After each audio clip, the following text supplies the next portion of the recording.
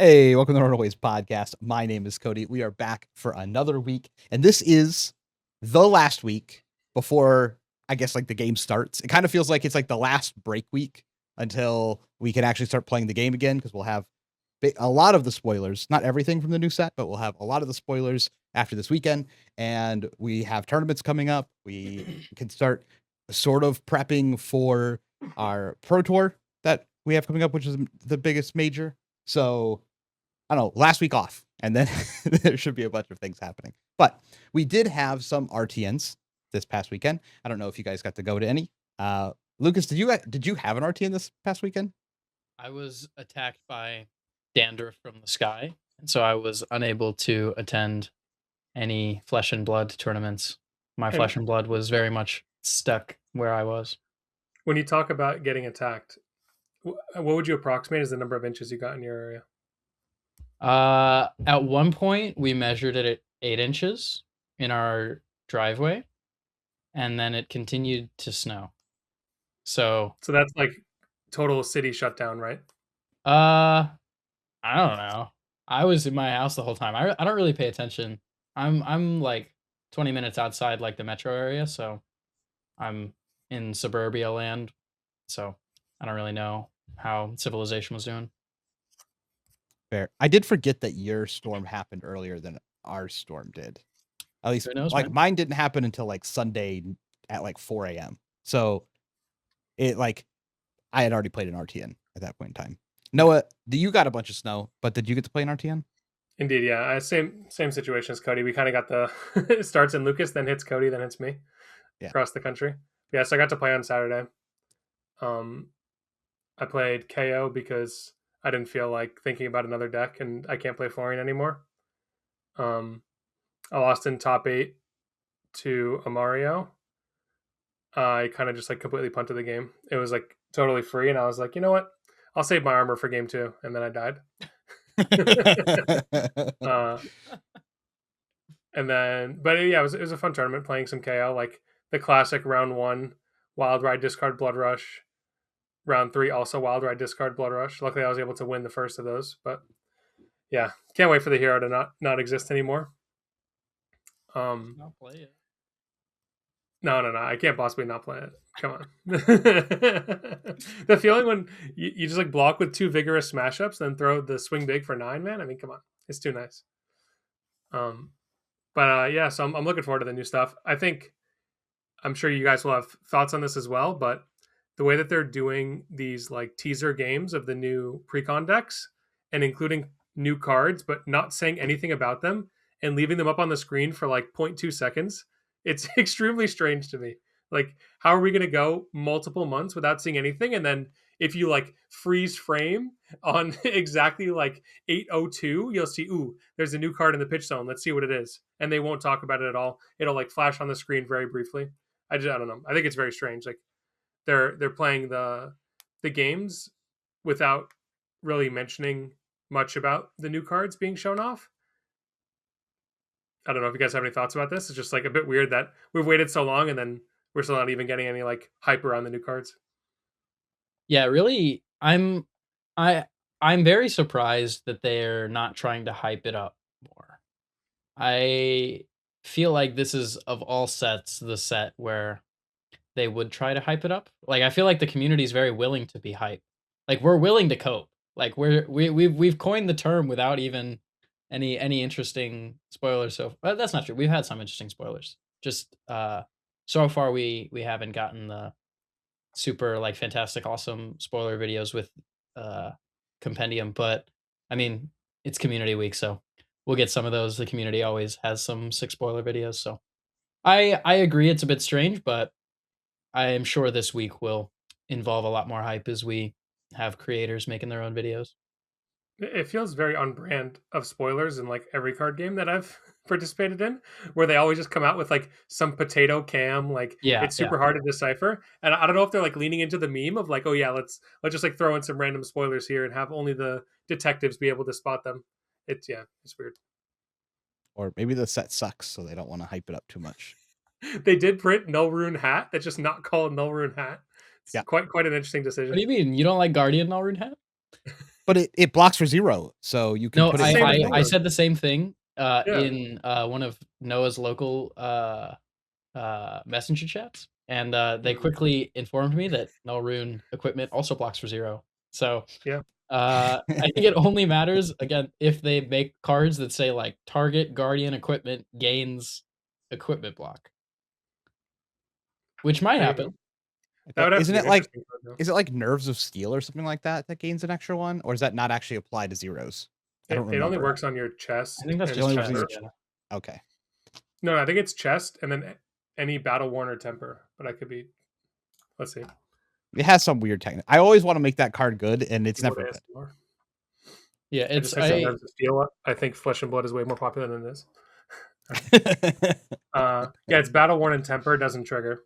Womp womp. yeah. So who knows? Yep, certainly not us. I don't. Maybe it's Copium. I don't know. I played an RTN this weekend. It was great. I played Pallades, Fatigue. It was not great. I don't believe you. Dude, I had so much fun.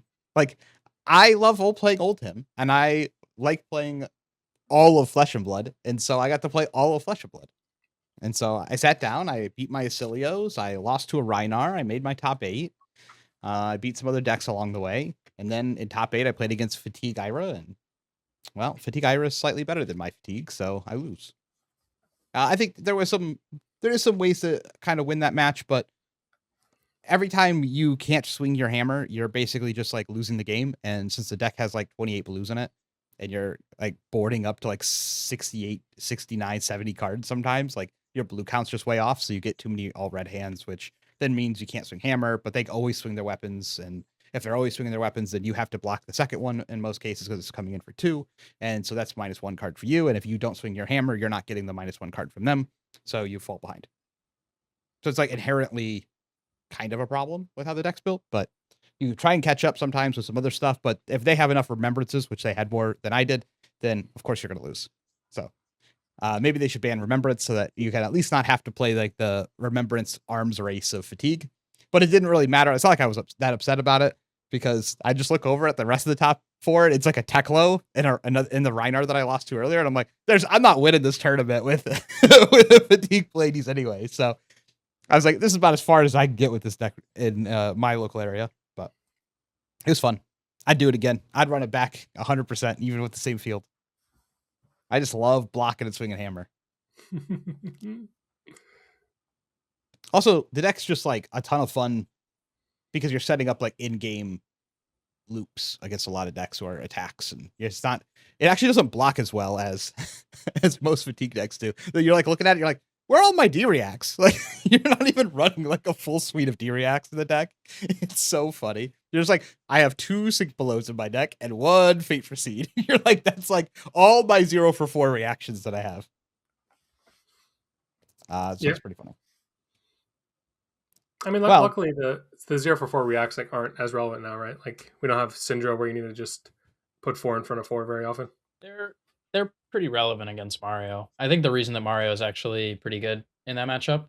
I haven't played it enough to feel like super confident either way, but in my experience, them basically only having like 6 to 8 D-Reacts at like the most, plus like maybe some Oasis is like it's a pretty big problem for them, I think.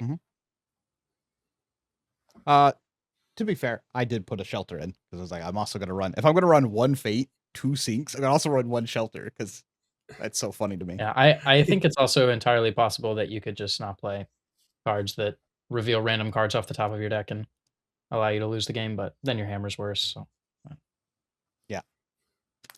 There was I played against a KO and I submitted the hammer, and I'm just like, because that's how the match goes, and oh my god, it's so nerve-wracking.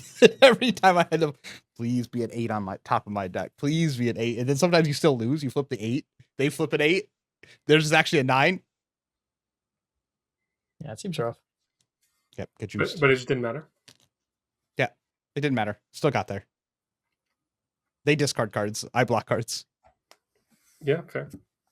To be fair, I got very lucky, and my Test of Mights hit 2 of the Blood Rushes.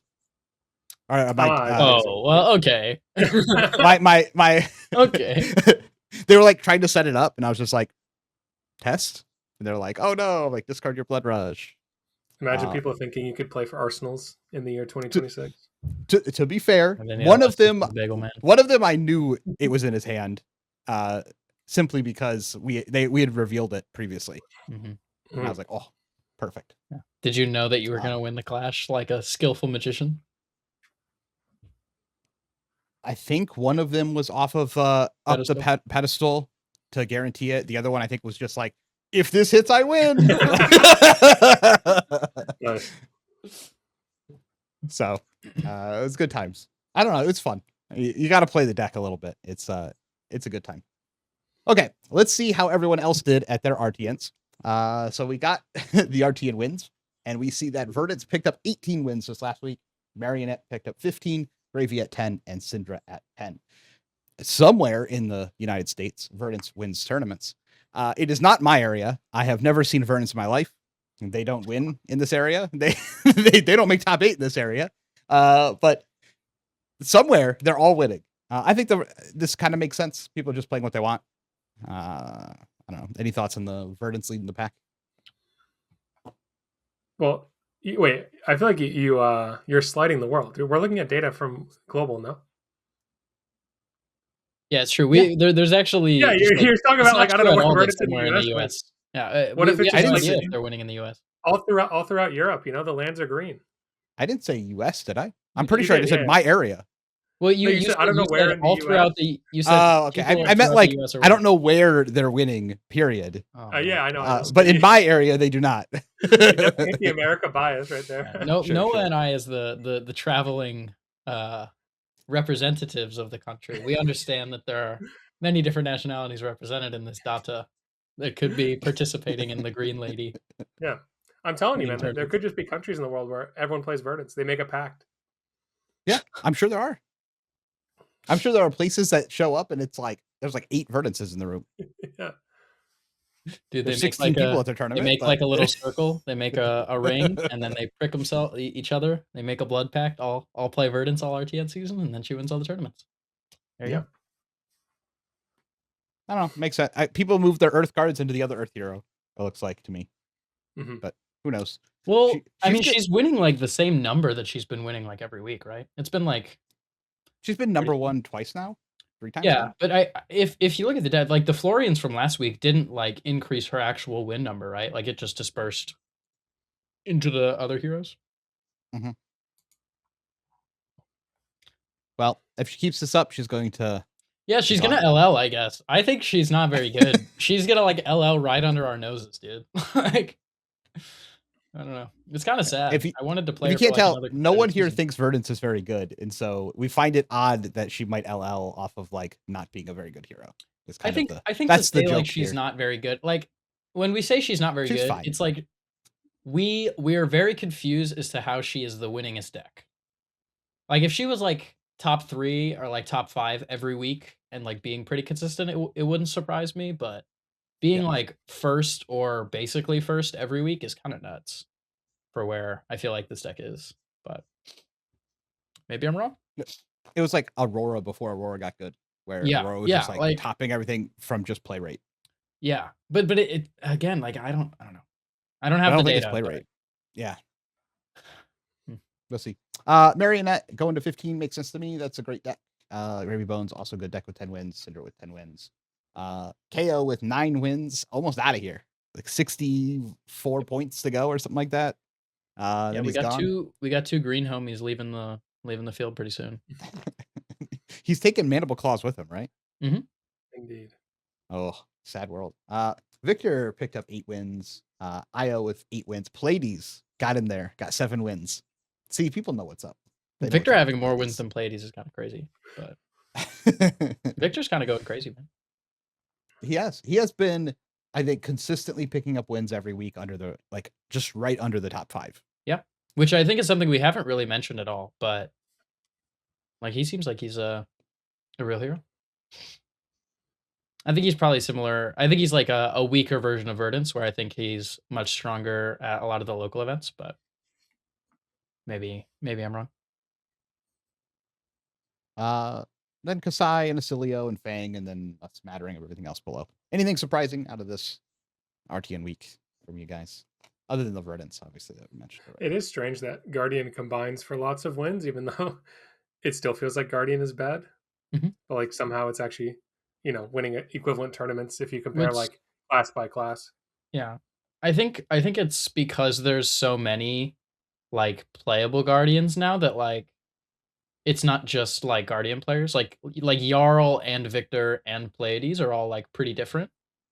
And are all not great, but like all reasonable enough choices. Clearly, they're good enough to win ProQuests with some consistency, or RTNs with some consistency. So I think it's just like when you compare it to like Runeblade, right? Like we have like one Runeblade now. Like we have like clearly like a best assassin. We have like the one like illusionist sort of archetype. And then with something like Guardian, it's like they're all similar, but they're different enough that there's not like clearly just like a best Guardian to be playing at the local level, or at least there's not a consensus. True. I do think that a lot of this play, I don't know, it's weird. I had 49 people at my event, and like the entire top 8 was just slow decks. So I don't know what the read of like post Florian meta, where at least in my area, the meta got incredibly slow.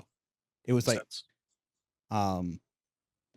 so I don't know if that is gonna continue to be the case. But that was kind of how it felt around here. Did yours have any change? Well, my local one was won by Dash.io, so not exactly very slow. Yeah. Opposite. Yeah, there was like Dash.io, also a Reinar, a couple Gravy Bones, a couple Marios, I think was like my top 8. Dash.io taking it down. Yeah, I think outside of specifically stuff like Dash.io, it seems like the game will have more slow decks, which I think probably all of us on the podcast agree is positive. But I'm curious how people out there feel about the fact that there's no real Mario's kind of redline, but you still like you're pitching cards to swing your daggers. It's not like true pitchless. Yeah, There's not really that exists besides Syndra. Yeah, but having only one Syndra's option still there. I think the other having only one option was never really the case before. I feel like you usually had at least a couple ways to play aggro. I think what it is right now actually is that also like the aggro decks are harder to just like pick up and play than they've been in the past. Like you compare something like Aurora and Syndra to like Acilio and Dio.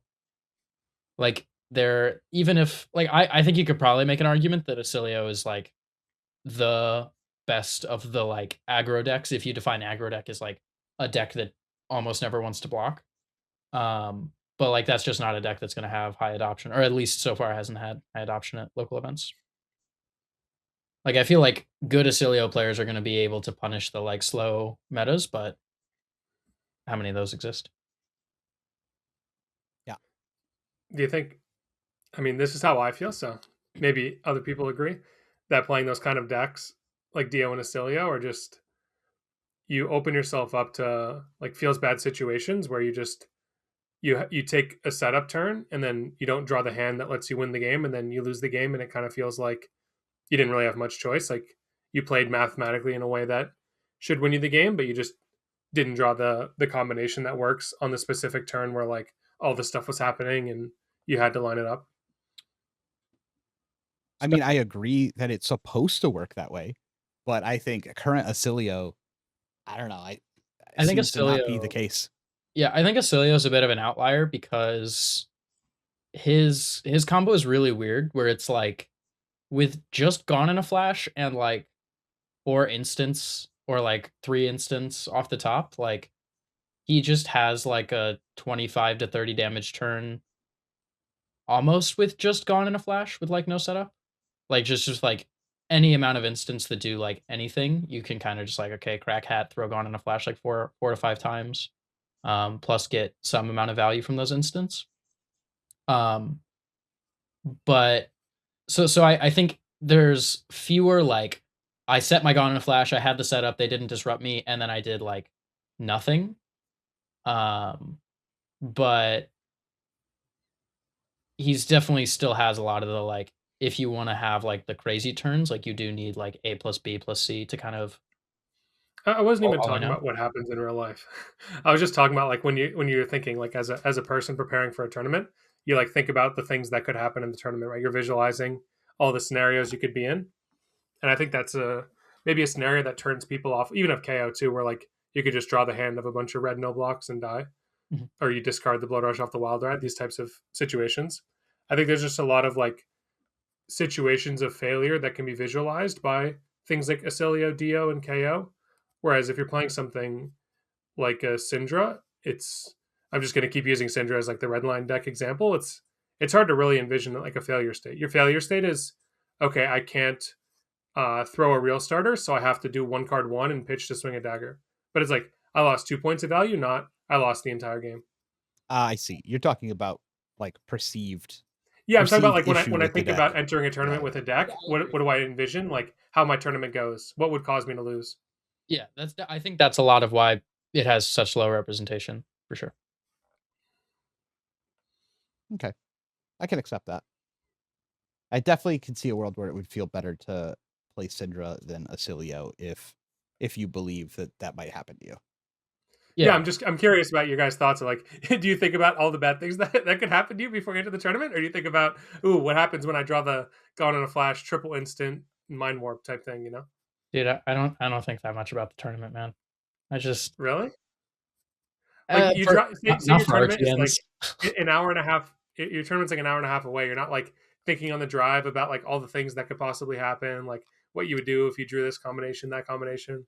No, Not for RTN. okay. I just don't care. I just literally don't care, man. I don't know. Like it's a 20-person tournament. Whatever, man. I don't know. I think about all those things. Yeah, thank you. I don't think you're. I like. I think you probably should. Like that seems like a profitable exercise. But on my drive to my event, I was thinking about all the cool blocks and stuff I could do and all the pitch stacks I could set up with my. See, I wasn't thinking of failure states. I was thinking all the excitement I was going to have. Yeah, this is what I was trying to get to. Like, is the glass is it half full or half empty? You know, it depends what tournament it is. Yeah, when you're playing Play, like it has to be half full, bro. Like you can't enter the tournament thinking about how you're gonna lose with Pleiades, bro. I was really just hoping I could play Sledge. I'm just like, man, I hope I get Sledge matchups. I love Sledge matchups. They're like my favorite. Yes. I submitted against Reinar. Okay. Think about it for 2 seconds and tell me it doesn't make perfect sense. Well, they strand you with cards. It converts your cards Correct. into something, right? I get the Yes. idea. Oh, I see. I was thinking that the shields can be somewhat valuable. No, it's pretty good in some spots, but like you want to arsenal a staunch because the deck still plays staunch, right? Like you still want to arsenal a 2 cost. You just like convert your blue into a value. Yeah, but you're never winning that matchup by blocking. You're only winning that matchup by like if you can apply any amount of pressure and they have to take a while to find their good hands. That's like the only possible way you could ever beat a Reinar. That's fair. So I'm gonna use Big Hammer and you started in the flying high, man. Flying high. And unfortunately, what ended up happening is I kept getting stuck with reds, so I couldn't cast the weapon. So I missed 3 weapon swings. But if I get to do my 3 weapon swings instead of getting stuck with reds in my hand, I actually think that game would have been really close. It'd have been interesting in the late game because I would have started buying cards. Yeah. That's my biggest issue with the deck is I think the blue base is really lean for what the deck is trying to do, but there's so much tech needed to win the matchups that I don't know if that problem's actually fixable. It's just one of the things you have to learn to play around. And then like obviously bad matchups are going to be bad matchups. You shouldn't put 6 extra blues in your deck to beat the Reinar, right? Like some like 10% extra of the time. That's like not a real way to build a deck. So but I don't know. I love so at smaller events, I usually think about what can go right. And then at bigger events, I usually think about what can go wrong. Yeah. I mean, it's like trying to play the D-Reacts in Florian. And all I could think about with the D-React, like the sigil, I was just like, oh no. I was like, yeah, but what if I needed to block for 4 and it doesn't, so I don't put it in my deck, right? Like, yeah, we had the exact opposite mindset there where I was like, I was so excited about the ways I could get 5 value and like I could reckless swing them just by playing Florian.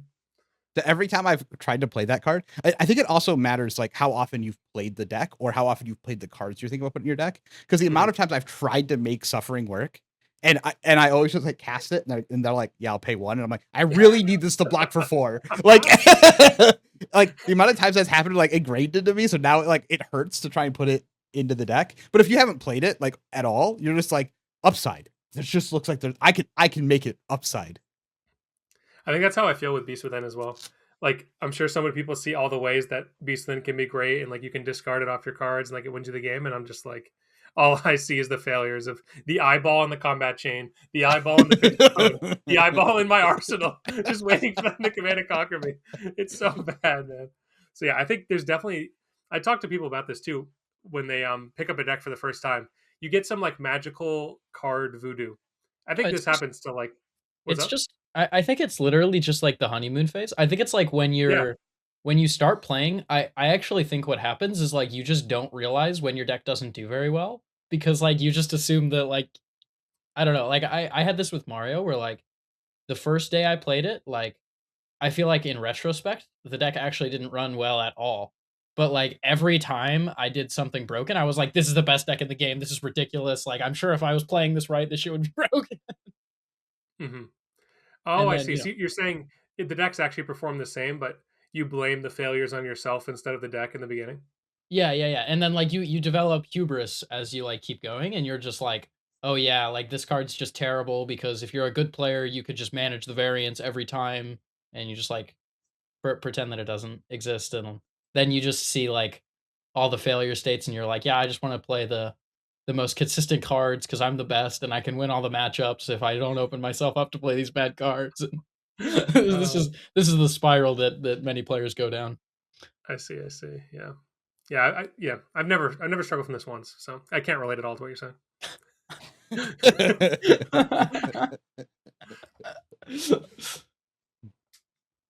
I don't know. When I'm at Worlds, every time I saw the eyeball, I just knew I was discarding the eyeball.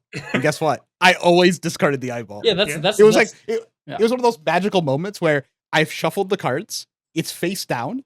My opponent has rolled a die. They have pointed to a card, and in my head, every time it said, "That's the eyeball." And then I flip it over, and it was the eyeball. And I'm just like, if my sleeves they're double sleeve. There's no even chance of them being marked or me to know where things are. I'm just like, my head just goes, that's definitely the eyeball. I flip it over, it's always the eyeball, and I was like, this is the run. Like, an intuition, man. You can just smell it.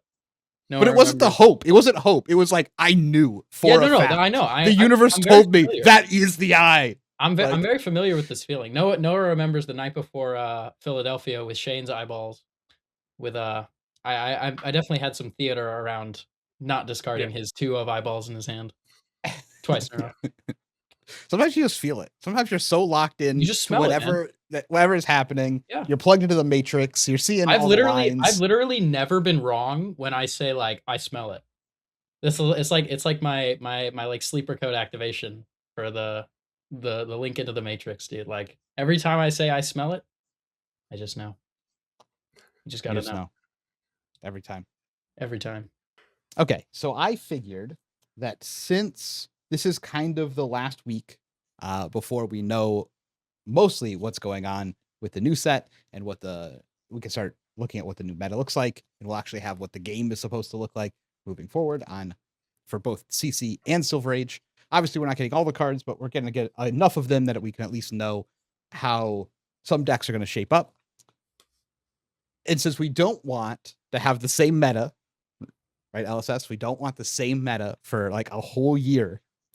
We're really hoping not to. I figured it would be fun to go through some of the heroes and decide what do they need, if anything, to be meta playable.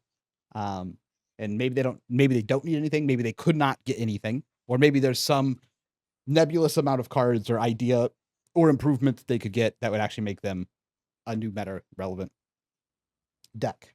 So we don't have to go through all of them, but we can go through some of them. I do want to go through like Slippy and ask like, what could Slippy get that you think that could actually make it playable in this game?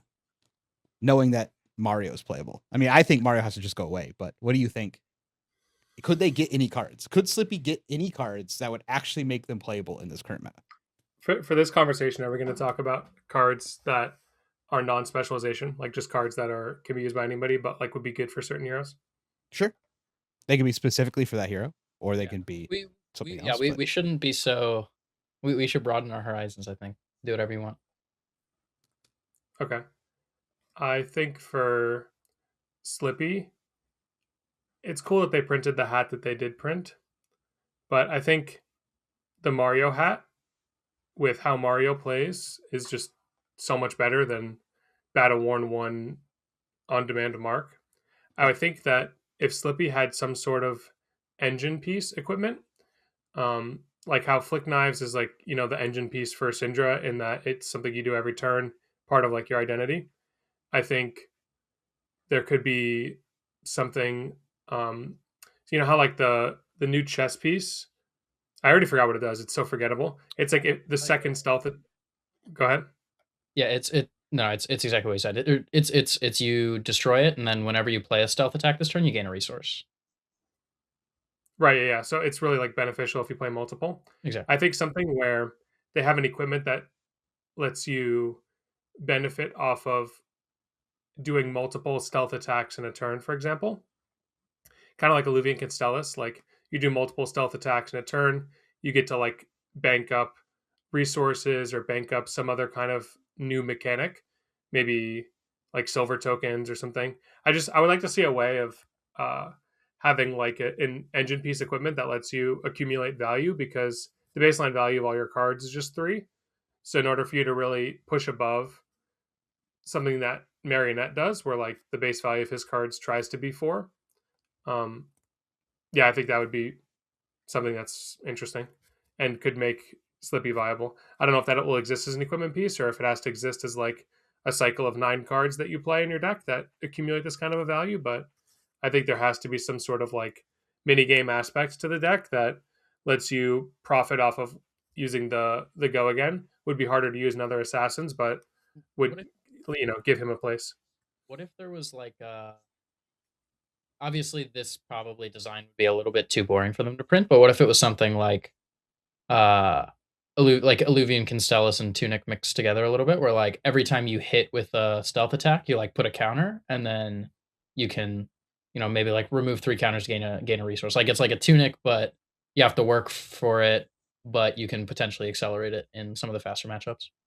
I mean, if you want to go even crazier, I was thinking something like a Valiant Dynamo. Like you play your second stealth attack in a turn, you remove a -1 counter from it. What if it's like silver? It could be like whenever a stealth attack hits, you make a silver, and then it lets you buy back like your shoes and. Yeah, something like this. I think something like that might make it playable enough, even with Mario in the meta. I also think that matchup is like hard, but I think the way people think about the matchup is like it's 2 decks that are like doing the same thing, but one of them just like gets 2 bonuses. But like really, it's Mario is like a fundamentally different deck that just, because he's playing against Slippy, also gets like a buff. But like Slippy is the deck that's built around doing Slippy stuff, so he still like has a lot of play.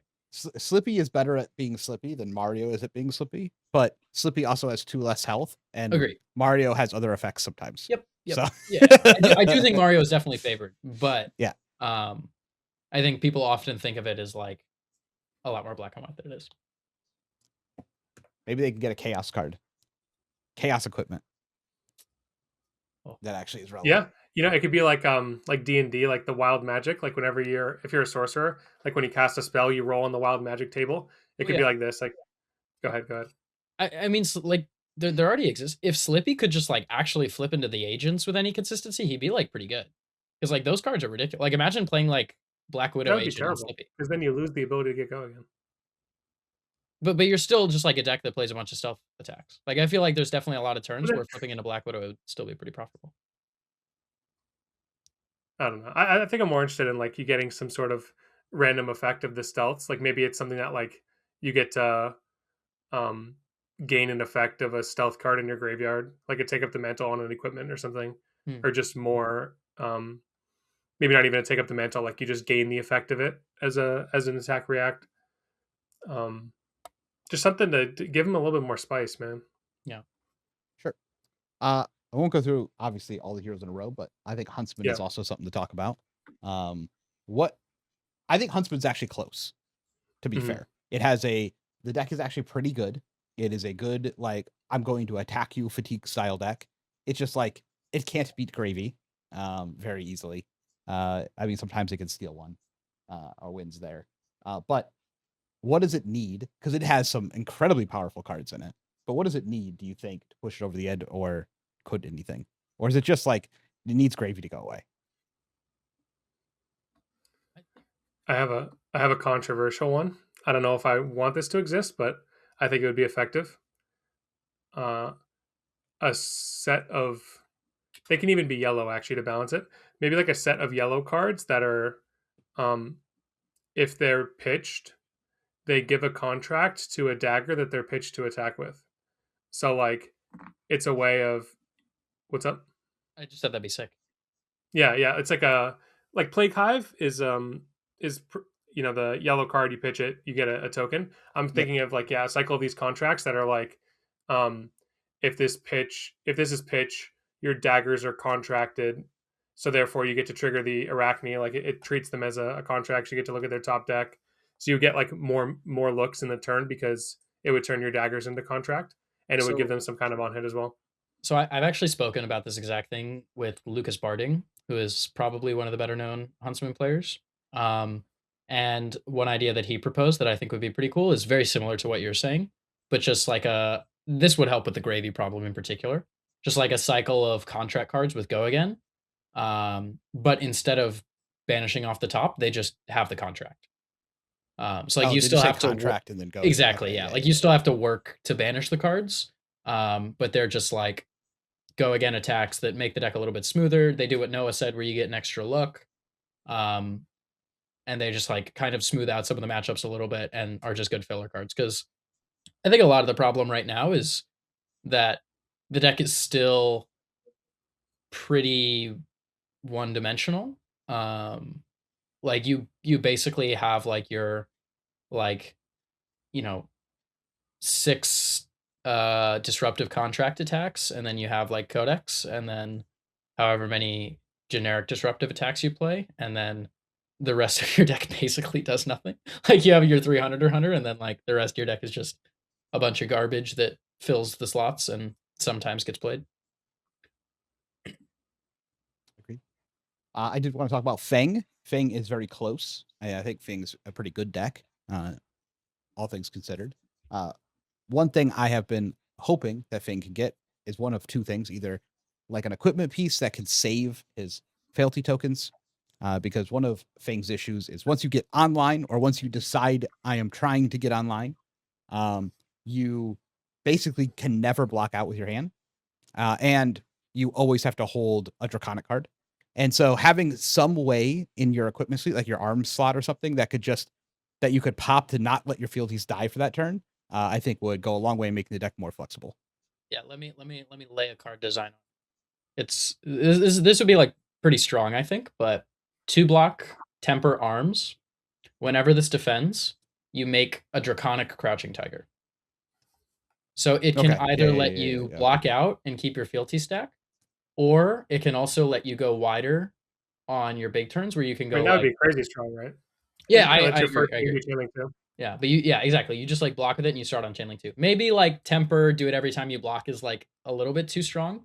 But something like that where you basically like because I think it would be nice to have, like you said, something to kind of deal with the I want to block out and still be able to keep my stuff around thing. Maybe Um, they could make it. yeah. You know how they have the trash Victor hat, Golden Glare, I think it's called. It's Mhm, like if you block with 2 yellows, you make a gold. You can make it like those arms. You have to block it with 2 reds or something. mhm. At least give it some kind of like downside. Yeah, yeah. But I think it would be a sick concept of a card for sure. Mhm. And temper 2 letting you do it twice. Yep. I think some option to do that really bumps the deck up quite a lot. Obviously, Verdant's going away is pretty massive for the deck already. Because Yeah, Scour is just it's basically pain. I think it's basically for Fang. It's like an equipment that either gets you online faster, which I think most people probably wouldn't like, but would make the deck better, or something like you're saying to fix the failure states, or like a more simple thing is if he just gets like more yellow and blue cards that don't just suck. Like if he gets like another good blue, like I think that like bumps him up quite a bit. Because right now that's one big problem with the deck is you kind of want to play blues, but they're all just so bad. Fair. How about Marlin? Marlin had a bunch of hype going into Worlds. Nothing. For both sides. Don't give her Uh, anything. What do you think Marlin needs to break out of the meme tier or the slightly below? She needs to playable stay tier? in the B tier. Okay, this is not about if she should break out. I guess you could say that. Your argument could be, please do Yeah. not give her anything because if she's good, the game sucks. That could be that is a fine argument. Yeah. She's actually a really cool hero. The problem is that her turns culminate in 17 dominate, end your turn, make 4 tokens, kill you. Like, I do agree with that. If she was good, the game's gonna suck. I think we'll probably have 4 or 5 heroes on the list that fit that criteria. That we don't really want to make them that good. To be fair, she just needs a couple more harpoons, and or some ways to make some additional gold in the early game to fix some of her consistency issues. But please don't make her better. I mean, yeah. Also, if she had like the ability to play both Crown of Dominion and also New Horizon, and the Crown of Dominion can be in the form of like Crown of New Dominion. Yeah, like any card that just lets her start the game and not just like brick half of the games, but also like not just like sacrificing your head to the gods. Yeah. Oh, she could just start and play with a gold. Yeah, and still like have a a quiver, helmet. like a quiver. Yeah. I mean, Yeah. that'd be broken, obviously, but like something like that, I think would be is like a big issue for her right now, is that she sort of has to choose one or the other. What about even just a quiver that lets you draw discard? Yeah, that as well. I think would be That seems more fair than a gold. a much more balanced effect, but does a very similar thing. Yeah. Fair. I did want to talk about Olympia. I think Olympia's funny because he has the warrior problem, but he also has like his specialization card is really powerful. His ability to just like shred all of his equipment and put on new equipment in the middle of the game should be really strong. Like in theory, it is very powerful. It just never works out the way you would expect it to. Yeah, that's like, it's really hard to actually do the thing. Like, it's harder than it should be. And then, like, he only has warrior cards. Like, think about that. It's so bad. Like, of all of the cards in Flesh and Blood, the only ones he can play are generics and warrior cards. Like, man, even the warriors don't want to play warrior cards. So, do you think there's anything that could be done to make Olympia one of the better warriors? Let him play real cards, not stupid warrior cards. Yeah, I think it's tough to balance the wager mechanic. I mean, obviously there should just be more things that wager. I think the way wager was designed is that it's underrate because it has the potential to be good. Like all the buffs are like 1 for 3s. So yeah, I think if they just maybe power creep wager and give them one additional point of value, then that would, make it pretty interesting. There could also just be go ahead. Go ahead. I was gonna say there's not really a downside for your opponent. Like, sure, you get some gold, but because the Olympia player is playing so like below rate, there's not too much of a downside to denying wager. But also, if your hand denies the wager because like whatever, my hand's bad, I'll just block. Now I'm all of a sudden just like profiting based off of blocking. So it seems like it's kind of just bad in both scenarios for the Olympia. Yeah, this is coming from a perspective of someone who's not played against or played as much Olympia, but just how I see it in my head is that like, yeah, the wager cards are below rate, but also if my opponent blocks them out, it's way above rate for them. So why would I ever want to register this hero? So I think just making the wager cards be higher rate or making them a little bit less of the traditional meaning of the word wager and being more profitable. Like if we look at that Betsy card, the one that's on hit, discard a card, draw a card, something like this. I think it's like a double, like a double pummel type thing, right? Where it's like a 2-card switch if the hit effect resolves. That one's like good because it's sort of like Codex of Frailty in a sense of it's one-sided, where yeah, sure, you have to discard a card in theory if they block it out, but you're always going to play the card in the context of you have no cards in your hand. So I think if they just design more wager cards like this, that it's not too much of a downside if you lose, but it's a pretty big upside if you win, then that would make him more appealing. Do you think him putting on new clothes could ever be a viable strategy? It just seems so pointless, man. I think when you say strategy, if you mean like this deck is powerful because you're able to do this thing, probably Yes. not, because it's a 3 of, and you just can't control when you draw it and in what context you draw it. I think it's actually simpler. The hero text says when you win a wager, do a thing, and every card, just like Noah was saying, every card in the game that says wager is just completely terrible and just stone cold unplayable.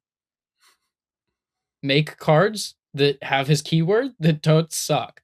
Yeah. Like, it's pretty simple, right? Like if you just made like a wager, like a card that said wager on it somewhere, and you read it and you were like, that's a good card. Maybe the hero that says wager would be better. But I've never read a card with wager and been like, that's a good card. I think the best is his like blue is like, oh, that's a pretty good blue. Like, come on, bro. Yeah. And I think wager would be so interesting if wager became a mechanic outside of just playing in those heroes. Like you would never dream of playing a card with wager and like Kasai or Dory, like a real warrior.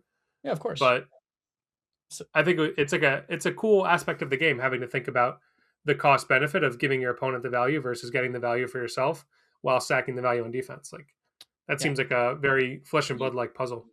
He also just is a hero that doesn't have a weapon.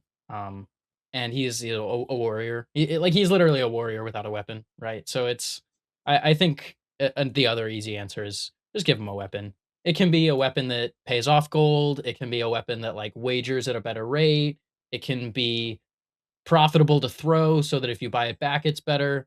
Just like something. Like he's literally playing like Parry Blade and Centauri Sabers. Like this man is already so down bad. Like give him a knife or a javelin or something. A spear? Yeah, a spear. A spear is what it should be. It should be a spear that counts as a gold, and you can throw it for value, but whatever, man. Cool. The next one is Puffin. I have played a decent amount of Puffin. I think this deck is pretty good. What I want them to do for me, please, Puffin just needs 2 things. 1, they need to stop having to run copper cogs. Please stop having to run blue cards that do nothing and don't block. And 2, please make more cards that create cogs that can do something if you've already made enough cogs for the turn. The real issue of the deck is that like when you're playing the game, the deck's really strong. And then you draw hands that are like, but I've already made my 2 cogs, and now I have other things that make cogs. This card doesn't. It's literally nothing. Just no value on this card. And sometimes you'll you'll make 2 cogs, you'll draw a card, and it'll be another cog making card. And you're like, I guess I lose the game because I've done nothing this turn with 3 cards. I think also if they made enough generic pirate cards so that Puffin could, instead of playing boost cards, play other cards that make gold, I think this would kind of help the issue a little bit as well, where if your cog generation is based on like relatively on rate ways to make gold, it makes it like a lot easier to trim on cogs and play more real cards. Maybe this is also just like a pipe dream, but everybody I've ever talked to about Puffin agrees that like it'd be pretty sick if you could like actually play Pirate Puffin and it was like playable, but you just like can't. Like it'd be really cool to play like Conqueror and Sunken Treasure and stuff, but they're like it's actually kind of depressing. Like it's close. They just like literally are like 15 playables away from being able to do that. I think the other biggest problem with Puffin too is the resource base is kind of just like unfixable. Like you said, Cody, with Copper Cogs, those are blue cards, but you kind of want to like play one of them in a turn to get you the draw off of Puffin. But then if you're casting your blue in a deck where a lot of your powerful plays are things that cost 1 and 2 resources. Or I mean, if you're playing the pirate version, you'd be playing cards that cost 3 to 4. You kind of have this problem of you don't want to play too many blues because you're still a mech who has to cast cards for no value. Like, yeah, you know what I mean? Just like playing a cog out, and if you're boosting, then you're losing cards from your deck, and you're just like playing these cards that aren't materializing into damage. I think you always run the risk of getting fatigued, and your deck that kind of relies on hits a decent amount. So I think the fixing the resource base would be where I look for it. Not having run a bunch of copper cogs is definitely good, but I'm not sure that that's enough. The first thing that comes to my mind is like a Skyward Serenade type card that's like a modal, where like you can choose to make a cog, you could choose to like buff your next attack, give go against something like this. Seems like it would be the right place for me, but I think Puffin in general is going to be pretty hard to fix with just 1 or 2 cards in a vacuum for me, just because of like this multitude of factors that contribute to the deck working. A lot of things can go wrong. Yeah, it's just when it draws in the right order, the deck is incredibly powerful. Yeah. And unless you've seen it, like when it's just doing the thing where it's just like I've make a cog and I snap a gold and make another cog and I draw a card, and the card that I draw is an attack that I can play this turn, and then you're just exactly. like they're just like attack. These things have on hits that have extra go again and make more cogs and they pump each other, and then I blow up your armor, and it's like when she's doing all the things every round, you're like, man, this deck's good. And then you're like, why is not everyone playing this? And then you play it, and sometimes you're like, oh, another blue cog. I guess I will not Arsenal. I don't know what I'll do with this card, but we'll figure it out later. Like, it feels terrible. I also hate these kind of decks. This may be just personal bias, but I hate these kind of decks that run a bunch of 2-cost cards and 1-cost cards, but have no efficient way to use extra money. Like, yeah, with KO, you play like a bunch of 2-cost cards, but you have your arms that you can click. You have like the claws and additional 2 costs, so you can like combine 2/2/2 and 2/1, these types of things. But in Puffin, you're just often leaving money on the table or having to just hope that you draw 1+2 every single turn. Yeah, one example is like Cogworks Dovetail. Like that card's really, really powerful if you're spending 1 resource for like 7 to 8 damage, and then you're also untapping all your stuff. If you're like pitching a blue and floating 2, or like pitching a red to it, it's like Raging Onslaught with go again. It's like I think that's like something that people kind of take for granted in most decks, is that like cards that cost not 0 and not 3 resources, like in most decks you can play them out pretty cleanly, and they like actually they actualize their value. But I think that's a really good point, that a lot of decks, or fewer decks today, have this problem, but Puffin is one of them, where like, yeah, like your cards are only good because they're a little bit above rate, and if you can't convert your resources, then they're not above rate. Fair. Now, I'm sure in this set we'll also get another incredibly powerful Riptide card that will not move the needle at all. But what could move the needle for this poor Lurker of the Deep? Because every time I see a Riptide card printed, almost every time, except for maybe so I look at it and I go, man, that card is really good. And then I put it off to the side, and it doesn't make any difference to the next Riptide moving forward. So I think the best thing about Riptide is that the traps are kind of broken. Like, just like by themselves, it's like, oh, I have a bunch of cards that just like block with upside and deal damage to my opponent that they can't really deal with. So I want to play like Fatigue Riptide. I think that's like the only version of Riptide that's actually like incredibly powerful at doing a thing. But and then the issues with the hero overall, I think you basically just like can't build Riptide in more than one way in the same 80. Like you just can't have any sort of switchboard, and he's just like a hero that his strategies are way too to one side, that like you can't actually do that. Like I would want to play Riptide if and only if I could play like Fatigue Riptide into Mario and like the most aggro Riptide possible into Gravy. But like, okay, I have an idea. Can't do that.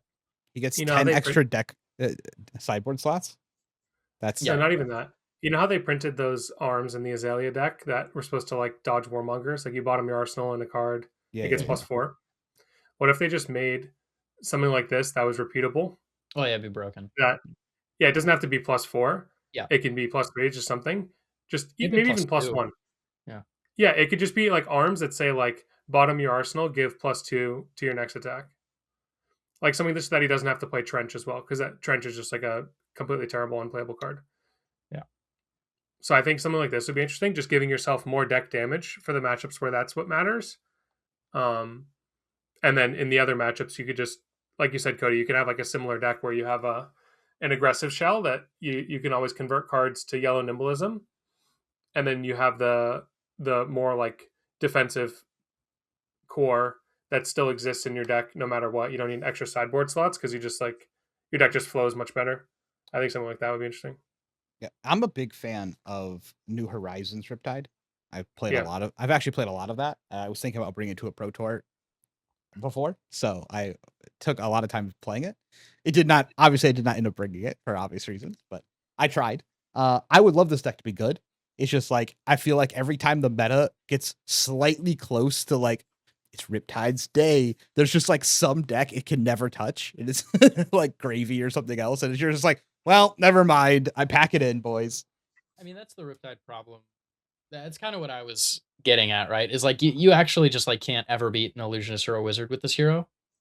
So like I don't know, he has to be like the best deck into everything else for you to actually ever like be able to play it. And we haven't had a meta without one of those two classes in But it, yeah, ever.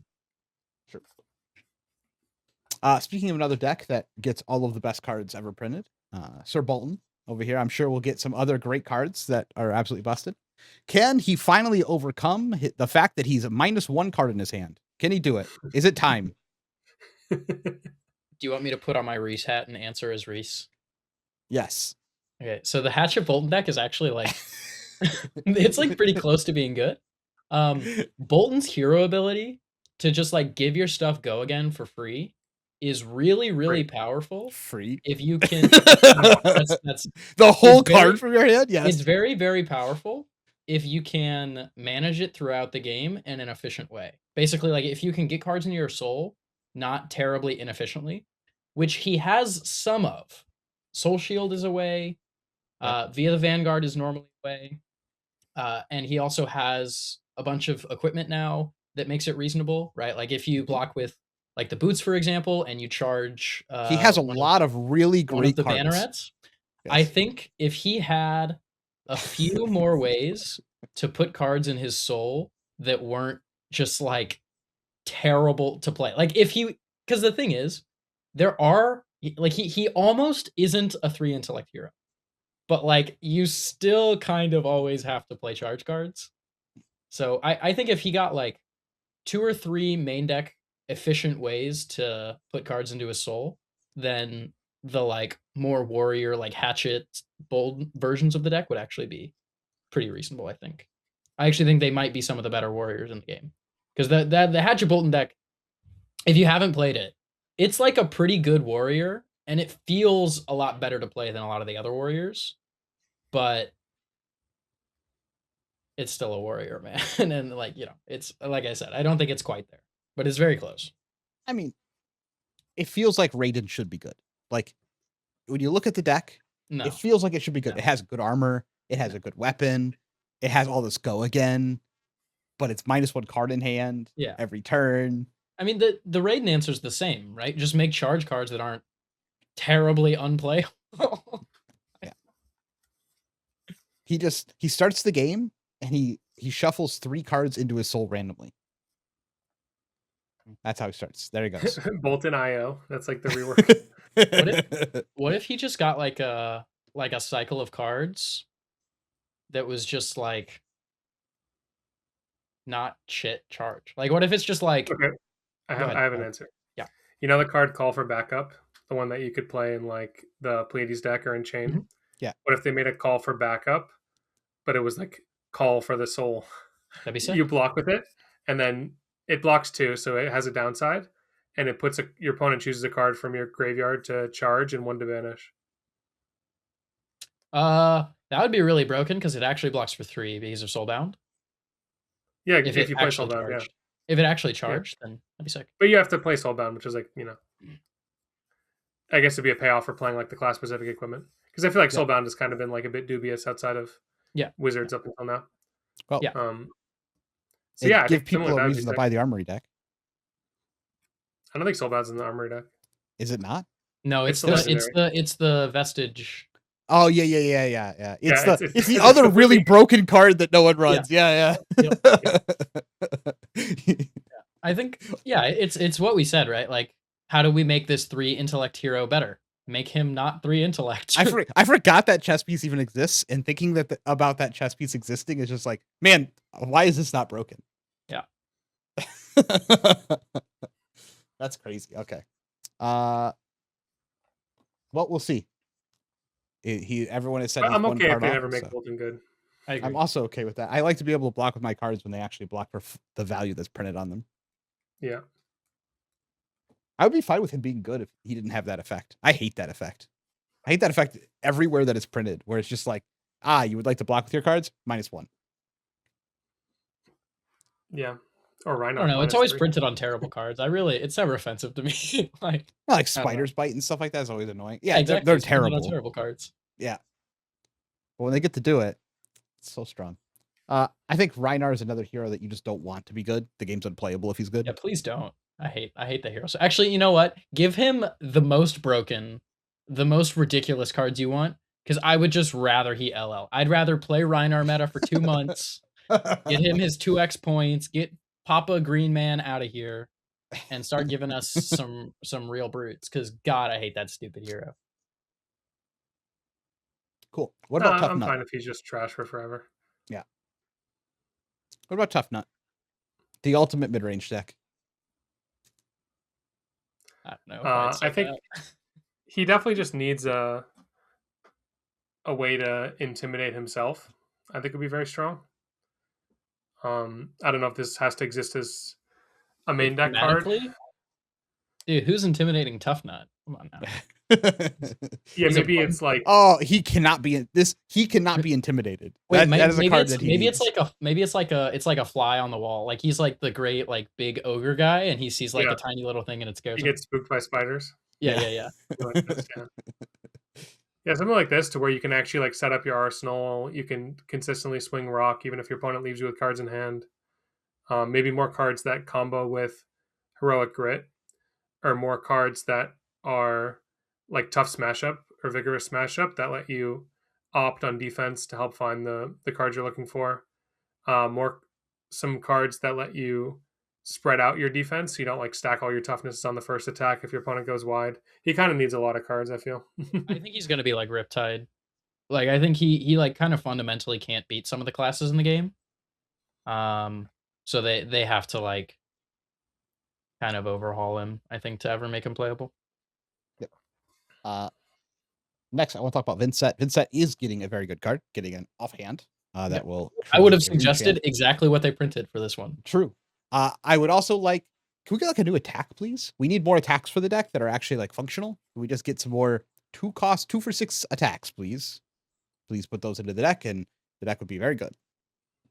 That's literally it. It's just like the offhand and then like some more 2 for 6s, please. Yeah. Oh, also, if you had, I mean, the deck's always looking for this. Just like more Rune Chant generation that doesn't suck, right? Just like more like Dirge kind of stuff where it's like you can smooth out the deck, you can make your all non-attack hands less completely unplayable, but you know, you're just like I think right now the deck basically no matter how you build it, you have some number of undesirables. The issue is you have to run the 3 for 7s and stuff because you just don't have enough attacks. Yeah. Like the density of attacks is not high enough, and then the deck falls apart every time you draw your hand up. There's no attack in it, and you're like, "Oh, my value is now gone." Yeah, that's why I'm saying like, yeah, if there was like more non-attack actions that were reasonable to put in the deck that aren't just like terrible when you draw 4 of them. Yeah. It says look through your deck and find an attack. That's what it says. It says go find an attack. It could always just banish one from the graveyard or something as well. Yeah. Or I mean, also if they made like just like more blood debt non-attacks as well. Like if they just made a couple more non-attacks that are like reasonable to catch. Wait. What if they printed printed. Wow. What if they printed Blood Tribute, but as a card you could play from the Banish Zone? Oh, I think that'd be sick. That'd be I actually sick. think that'd be like really cool for the deck. I think Blood Tribute is like almost like Blood almost Tribute was sick playable. and Yeah, it's chain. very close. Yeah. Yeah. But Blood Tribute you could play from Banish, like Blood Tribute of Blood Debt, I think would be a lit inclusion. That'd be cool. I want like more interference style cards. Like RKO's interference card is like awesome. I thought you Where meant like disruption. no, where like they can pitch it and they can just go grab a card out of their sideboard. Like I would like to be able to do that with more heroes. It's like a really cool effect. Maybe even maybe it's terrible. Maybe it's like banish and it has blood debt on it, so you take one for the rest of the game, but like you get to go find a card from your sideboard. You like banish a card from your inventory. Yeah, something. I don't know. That'd I be just like I want more cards in that vein. I think they're fun. Yeah, banish this and a card from your inventory, then it has Blood Debt. I think that would be really interesting. It'd probably be bad, but it would be interesting.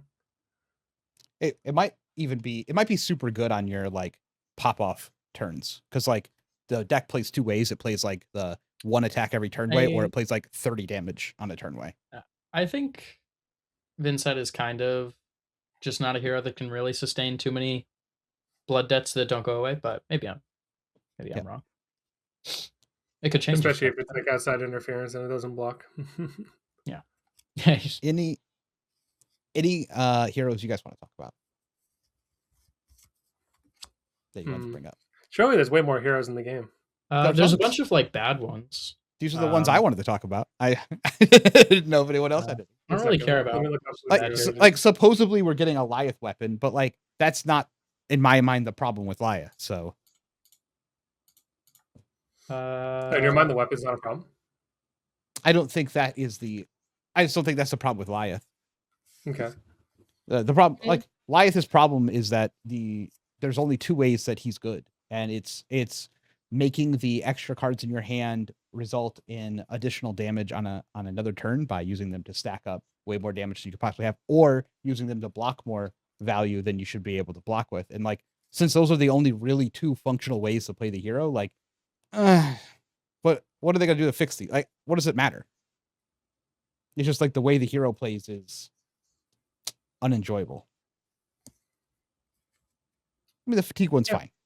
Like if you like fatigue, I agree with that. But I think it'd be cool to make some more mono ninja cards. Like that card, Tempest Palm Gustwave. It's like a 0 for 3 go again if it's Chainlink 3. That card's like a really cool card. Like being a Gustwave, being an extender for Ira, a combo card for Katsu. I think that card's really cool. Dude, I would like to see them just play around more combo cards that aren't completely suck if you're not comboing. I think that's like a cool space. More like tutor cards for Katsu is always cool. I was thinking something that would be interesting is, you know how we have like Surge for Wizards? Where like you get additional effect. Like the cards are usually on rate, but you get additional effect if they deal more damage than base. I was thinking that'd be a pretty cool effect to have in a ninja as well, where you could now benefit off of running attack reactions. You could benefit off of the Edge of Autumn gloves or the Ira hero power, or like you just had a bunch of effects that were on rate, but they had like some surge effect. What if it is kind of interesting, by the way, that they printed Surge into the class with the least amount of ability to interact with the damage. Yeah, right. just a thought. I think it'd be cool if there was like a Surge card that had like levels on it. Like imagine like a ninja attack that's like, you know, if this does 1 or more damage, you like do a thing. If this does 2 or more damage, you do a thing. If this does 3 or more damage, you do a thing. I think that'd be really cool. Yeah. Well, they have that with Pounding Gale, like in a very basic sense. Like it does double the damage. Like in theory, you could say it like that. But yeah, it would be cool to have some sort of card that just like did more effects based on doing more damage than its base power. I think would be cool. What if there was like a ninja attack that was like the first few effects are like kind of bad. Like if you like deal like only a little bit of damage, it's like a 0 for 5 with go again, and it's like if you deal 1 or 2 damage with this, you like lose 3 life. If you deal like 4 or 5, maybe not that bad, but no, like if you deal 4 or 5 damage, you like draw a card. Yeah, okay, like a real chain ender, like a snatch that like you actually benefit off of blocking. Yeah, but like it would be like kind of bad if it you know falls in a certain range. It'd be like pretty broken if it like actually did the thing. Maybe I'm in like the minority here, but I don't want Katsu to be good. Like I was fine with Katsu being good maybe like a bunch of these cards printings ago, but now with like the way that the deck actually plays now, I have no interest in that deck ever being good again. Yeah, it is kind of just Zen. It's kind of just Zen now. It's worse Zen because it's just like, well, it's like old Zen. I guess you're right. Yeah. Where it just kills you in one turn, and the faster it gets, or the better it's able to do that. It's just like, I don't really want to play a game where that exists in it. Yeah, yeah, that's why I was trying to lean into more of like the turn over turn play style. Like I think the concept of like Kodachi with like even bigger than that, maybe a few just like whatever combo cards, just stringing together turns that are interactable by the opponent. Yeah. The old Katsu I thought Yeah. was fun to play against, where they Mhm. slipped out sometimes in the game, and when they slipped out, you took extra damage or they drew an extra card, and you're like, oh man, that sucked. You got some good value on that turn. But now it's like they slip out and they're like, and here's 30 damage. You're like, what have I done? I think like mechanics in the game, you can look at Kano for this too, where a hero's in Acilio, I guess to some extent, where the hero's like, okay, here's all my armor on this one turn. Here's like 1,000,000 years of damage. I think that like mechanic is just bad for FAB in general, where it's just like I'm gonna destroy all my equipment on one turn and just kill you. Yeah, I don't disagree. Anything else besides ninjas? I'm looking at the heroes. It's like There's like nothing some really else. interesting heroes that I think could be better. Like I think Azuri like probably has some interesting design space. I think that hero is really cool. I think the interaction with Graphene Chalicer is really cool, but it's kind of just like not there right now. But I think the like interesting things to make that hero better is just like more good two What for is even sixes. interesting about Calycera? Like you still have to pitch a card for no. You can like tunic and then swing it. It's pretty Okay. powerful. No, I mean right now the Chalicer generation is like so bad that you would like never actually like it's not relevant right now, but I think if she had like a few more maybe efficient ways to make Chalicer and then like some 2 for 6s that were a little bit better and then maybe some attack reacts that were a little bit stronger than the one she has. I think her ability is like really cool and there's a lot of interesting back and forth around that ability. And I think the idea of a hero with an attack react on the hero is interesting, but I think she's kind of just like weaker than all the other heroes right now. I think The other assassins rather. I think LSS has done a decent job of keeping cringe heroes down. Sometimes Yeah. they escape, but I think for the most part, yeah, like having Riptide and Azuri and Rhinar just like not being that good, I think is overall pretty Yeah. good for the game. Yeah, I don't want like Teklo and Max and Valda to be Well, like just imagine Azuri had a suite of like 15 different 2 for 6s that all had some different effect that required different ways to outplay them. Like that would be so bad. Agreed. You know, they would be bad. it depends on like how punishing it is. I think Imagine if it's like they're all shakedown level. Like they're all like the opponent okay, loses yeah, a card that if you would don't exactly block it. That would just be suck. I feel No, like they could make like some like I think most of it's the like you're doing interesting bear things every single turn of the game, but with so no downside. the thing that I think is interesting about Uzuri is that her hero activating her hero ability leads to interesting decisions on the opponent's side. And so I think actually what would make her more interesting is different ways to interact with her hero ability that like work weird like for example like a card that you can just like play from your banish zone face down where you can like juke people out. You like activate your hero ability, they play their D react, and then you're like, oh okay, pass. Something like that. That's terrible. Why would that ever be good? Ugh. I don't Their know. I D think react got the value because you just didn't even play the card. well, but I'm saying like you could play it on a future turn. No, that sucks, dude. Why do you want that? You really want to do that? You want to be playing at the Pro Tour and be like, oh yeah, they got me. I just burned my D react, and the next turn they get to play an E strike from their banish zone. I think that'd be interesting. Because How at is the that same interesting? time, if they Uzuri into an E strike, and I don't play my D react, like that sucks for them. I feel like it's an interesting back and forth. Maybe people with good noses are better at this, yeah.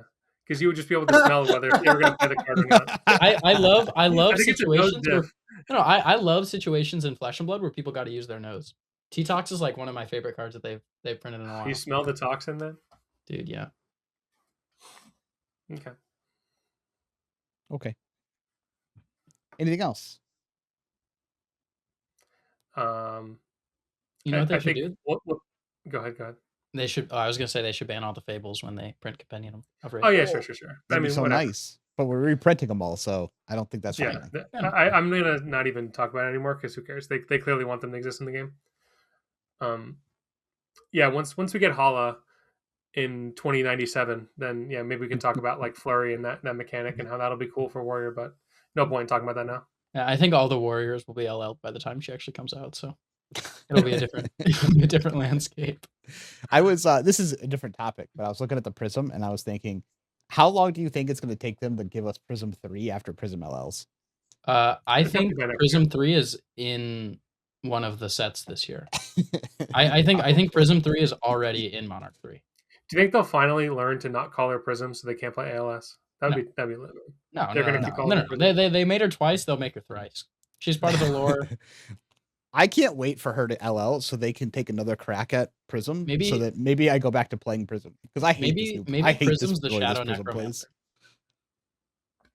That's Maybe. what it is. It's like evil Prism. Yeah. Well, I mean, she's already evil. All Prism is evil Prism. Come on. That's true. That's true. You're spitting. Cool. Let's go to some podcast questions. These are asked by premium members of our Metafy. If you'd like to be able to ask questions on the podcast, join the Discord, find people to practice with, or ask us any questions, you can join in the link below. It is a grand total of 5 doll hairs to join. First question here from Millen is, would it be interesting if you could change your deck for day 2 of the event? I think it would be a nice change since there could be a different meta for Swiss and Top. I'm curious how this would be interesting, for sure. implemented. The answer to your question is yes. Like, would you propose everybody just gets to see everyone's deck list and then you get to make a new deck list? Like, I don't know how this would be implemented. I think Day that would one? be it. Yeah, I You think just have a day 1 deck and you have a day 2 deck, but they No, could be the same deck. yeah, I think what he's saying is basically like you play day 1, you get to the end of day 1, you know, like the last round ends, you cut to day 2, you publish all the deck lists online, and then like day 2 you show up and like deck lists are due by like round 1 on day 2. You know, it'd be a more lit idea. I think this could actually happen. Is, you know how we have like in the current game you play with 80 cards, right? That's like what you have to submit on your deck list. What if you got to submit a 90 card deck list and you just checked off the 80 that you were going to use on day 1, and then in day 2 you could check off a different 80 out of 90 if you wanted to like swap around some tech cards based on, ooh, there was different stuff in the room. I think it's not good, but to answer the question, I think this is a much better implementation. Yeah, I think the problem with this, they have like the same problem just on like different spectrums, right? Like I think the problem with that is that it hurts the decks that lose to tech cards, like stuff like Prism is just like gets like significantly worse. Like, you know, Kano in the past. Good.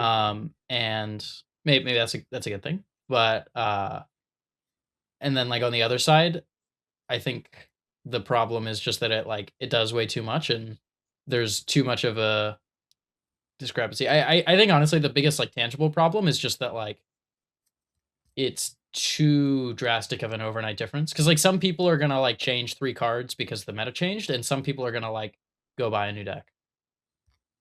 But you can't go buy your deck. I'm saying you only get like a 10 card difference between. Well, that's I was saying with the other thing, like if you're able to switch decks, that would be. The other thing is completely unplayable. Like that would never happen. But I mean, in FAB it would never happen because they would at the very least make you keep your hero. I agree. Well, let me walk through a couple other things. Okay. One, you could at the end of the day not publish deck lists and just publish the hero everyone played, and then you could decide if you want to change decks or not.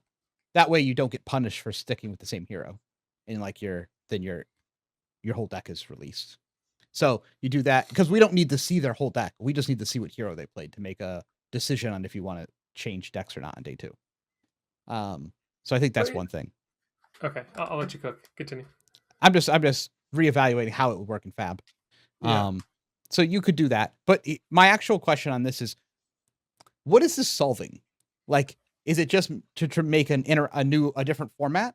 is there a problem this is trying to solve? Is it more interesting for viewers? I don't. There's nothing about this that makes me interested in playing that tournament. If someone said there was a tournament that said like day 1 and day 2 you get to switch decks, there's nothing about that is a problem within like a tournament structure that I'm like, ooh, that sounds great. Like, I just don't care. Like, if I'm choosing a deck, I'm choosing a deck because I want to play the deck. Yeah, if anything, I just think it makes it much less interesting. Just because like I think like the desired outcome is that some people would like it might be cool if somebody like audibles and changes to like a rogue deck and does well, but I don't know. I think it would just make it much less interesting. Like people I would think just play the good stuff. yeah, I'm pretty sure the point of this is also just solved by split format. If you want to like spice it up, you just play CC day 1, LL day 2, kind of an idea. I Like I then everyone's changing it back. I think the point of this is to let people adapt to the meta on the fly with deck building choices, but I think for most people it's much more of an interesting puzzle to do it ahead of time and then be forced It to just live doesn't with work in a your physical card game consequences. either. Like Yeah, what are you yeah, gonna do? that Bring 5,000 yeah. cards with you? Yeah, we can't do it in the Flesh and Blood because you just like can't actually expect people to like What buy are you a new gonna do? deck. Bring a 300 card maybe board with you? Come on. Yeah, yeah. Yeah, you got like Gravy and Mario and It's all in your bag. You got like $3,000 worth of decks. I wouldn't be interested in playing a format like that. I know Magic has done this in the past, but I'm not like, I'm pretty sure Magic has done this in the past, but I'm just not They've interested in done, doing I it. think, similar stuff, and there's definitely some games that have had this where like you literally can just like switch your whole deck day 2, but most of the time that also resets the standings, at least in my experience. Um, where I it's think they've like you done that basically in Pokemon as well, like VGC. Like you can play with like a different team on day 2. yeah, It just makes more sense in these kind of like virtual games where yeah, yeah, you have access to everything at one time. yeah, yeah. In the Flesh and the Blood, I do not think it's makes much sense. Kraft asks, what do you prefer, a triangle meta, definitive best deck plus runner-up meta, or an open meta? Does your answer change according to the event here? Yes, I think it depends on the meta. Yeah. I care almost not at all about meta structure. I care much more like when I'm evaluating like good meta, bad meta, from my perspective, it's always about the quality of the games. Yeah. Yeah, I think if a mirror match is good, who cares? Be a one deck meta. Yeah. If a mirror match is bad, there should be at least 2 decks. And if those 2 decks are interesting to play against, it's like a Phi Icelander type thing, then whatever, it can be 2 decks. But I think just like you said, Lucas, whenever it starts to not be interesting games, then there should just be more decks introduced to promote the most interesting games. I prefer metas in which you don't sit down and have like a handful of 10% auto loss matches. Yeah. Like, Yeah, I think you want to just go ahead. I want to play the game. Yeah, if I feel like there's a lot of deck choices that are reasonable, I'm like happy. And this doesn't have to be like a lot, actually. I should say if I enter a tournament and I feel like most of the people in the room are playing a deck that is like I think a reasonable or a good choice, I normally feel like that's a sign of a good meta. And then if I enter a tournament and I feel like a bunch of the people in the room are playing decks that are like actually just not good, then I think normally that means that what Cody's talking about is running more rampant, where there's a lot more like 90-10 matchups and it's kind of based on gem lottery and like there's not as much skill expression in the games themselves. Yeah, I think you kind of want to work your way, like the structure I was saying just a minute ago. Just work your way from one best deck, introduce a second, introduce a third, maybe a fourth, and stop once you get to a point where those decks all have interesting interactions. Instead of saying, here's 25 decks, and then just give power spikes to a couple. Like, yeah, start top down as opposed to bottom up, if that makes any sense. Renzo asks, if there were no class/talent restrictions, what would be your best combo of hero equipment and 5-card hands? Would it make a difference if you could also choose one item on board? They're all Kano. Yeah. It's all Kano. I would choose to just be Kano. You don't need to give me any new cards. I'll just be Kano. Yeah, I mean, I mean, especially it's if we're like talking it's about like it's like early Kano. banned cards. Yeah, it's like Kano with a bunch of like shadow cards that you can play from banish already banished, right? I'm sure there's probably some loops you could do with Kano too, playing non-attacks as instants that let you uh, recycle cards. Like you can already do stuff where you like Yeah, you can like up on a play pedestal infinite Codex of tomes, Omniscience. remembrance back tomes, play infinite tomes. Like I'm pretty sure you could just like do like the YouTube combo, we make best style, do 10 million damage. Yeah, yeah. Sadly, that sounds about right to me. Yeah. With the first look at some of the Sage decks, does this feel like another instance in which the developers and players are not playing the same game? This Who asked that feels question? pretty underwhelming showcase to be such a lofty promotional statement. Who asked the question? You didn't say. The Orc Knight. I think this is a. Do you have something to say? Because I No. have I thoughts. got things are cooking. The Orc Knight is cooking here. Yeah, yeah. Personally. I think it's a complete troll, like the way that they're presenting these decks too. It's like, ooh, okay, yeah, let's play a game. All right, now the game's over, and we've been waiting like months and months and months, and they're just like showing us backyard baseball of them playing games. Like it's just so weird. I feel like it's not like hype enough. There's no fixation on the new cards, talking about like the crazy stuff you can do now. It just seems like too chill. I don't know, like not generating the hype necessary. And a lot of these decks seem like they're doing the exact same thing that they've been doing before. Maybe they have a couple new cards, but it's not like the revolution that I feel like we were promised. So I feel like Yeah. I expected them to be like a bunch of little armory decks where like they have like 2 or 3 like pretty good new cards and then like some equipment that is powerful, which I guess is what we're getting right now, but I thought there would be more emphasis on powerful cards being added into the main deck. My And issue is we haven't this. seen that. These are supposed to be decks that you could pick up and go win a calling with. It's like a thing that they said. Or pick up and go win a tournament with. But none of these decks beat Oldhim or Chain. I don't know. What are they thinking? Like, Well, I mean, I think they're thinking the Chain and Oldhim are going to get. we got to ban banned. those 2 heroes. Like the game's Yeah. unplayable until those 2 heroes are gone. And there's a couple other ones that could potentially be there. We saw, some decks pop up like the Lexi deck or the Briar deck, in like a more fatigue capacity. But it's like, man, playing anything that isn't Chain or Oldhim just feels it's like 2 different games. There's 2 different games currently in Sage. yeah, I believe you. yeah. Who knows, man? Oh, Copium. Copium. Prove us To wrong. be fair, maybe it gets interesting if you ban Chain and Oldhim. Yeah. But I don't even know that it gets interesting. Like, what was interesting about watching those games? I don't know. Especially like I just watched the KO one before we recorded this. It's like, all right, he does Wild Ride, he does Claw. Oh no, he discarded his blue, so he has to pitch a red. He has to send the attack. He didn't get a Claw on this turn, and the other guy just like blocks his armor, blocks a couple cards. I don't know. It's just like it's not as exciting. Not that I want them to go crazy with RNG elements, but it's the same gameplay that we've seen out of these heroes up until now, and they're not injecting any new heroes. Yeah, none of the Don't play heroes those. feel. You're not supposed to Let's play get- those heroes.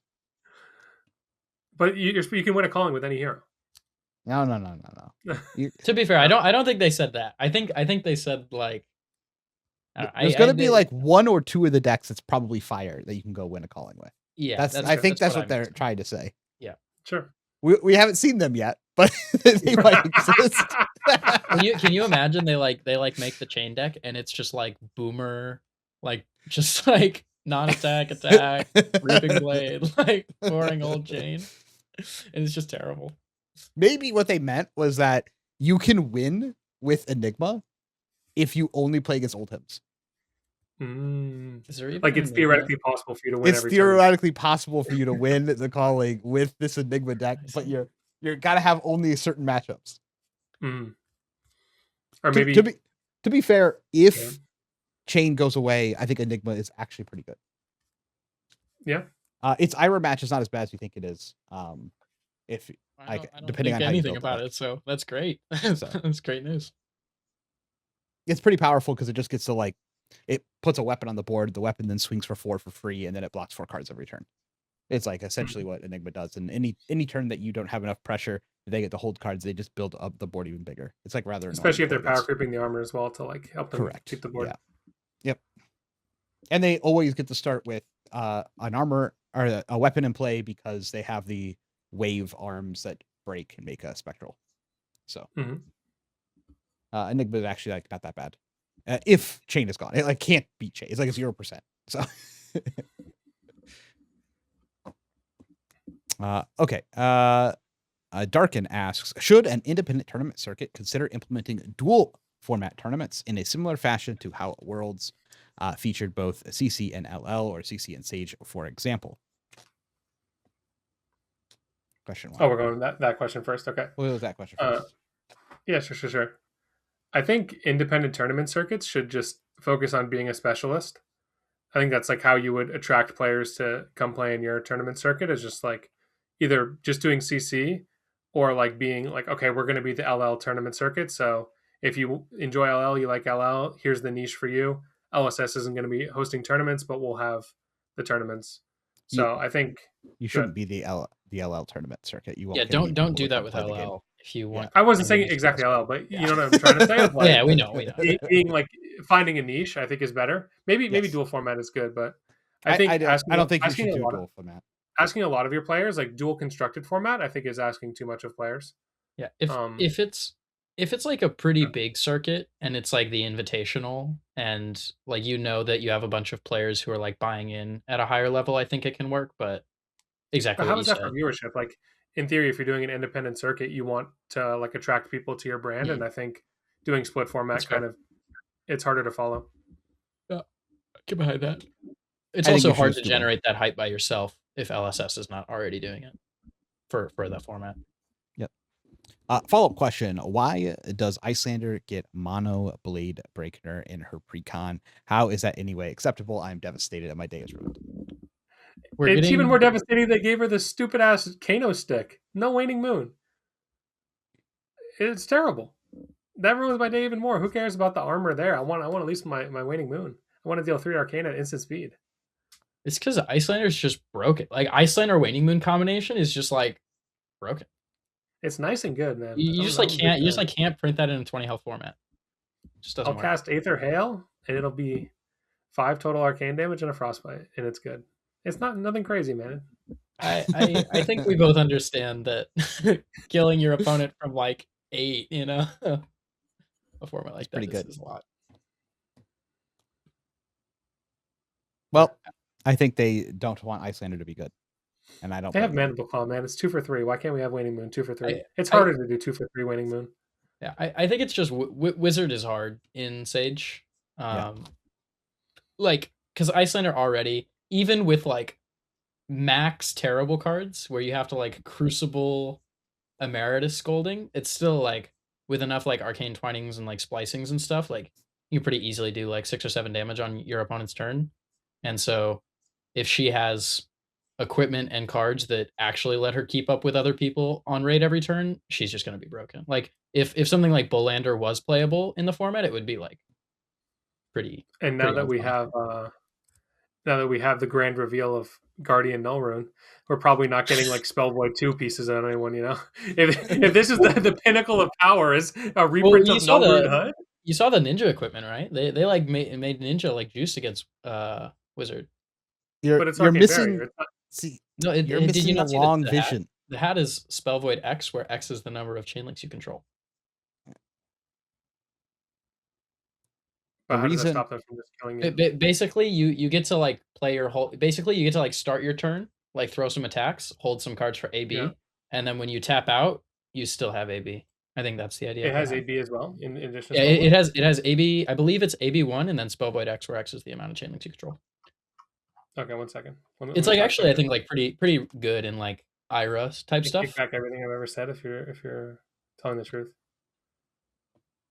I figured out why they're printing Guardian Nullrune.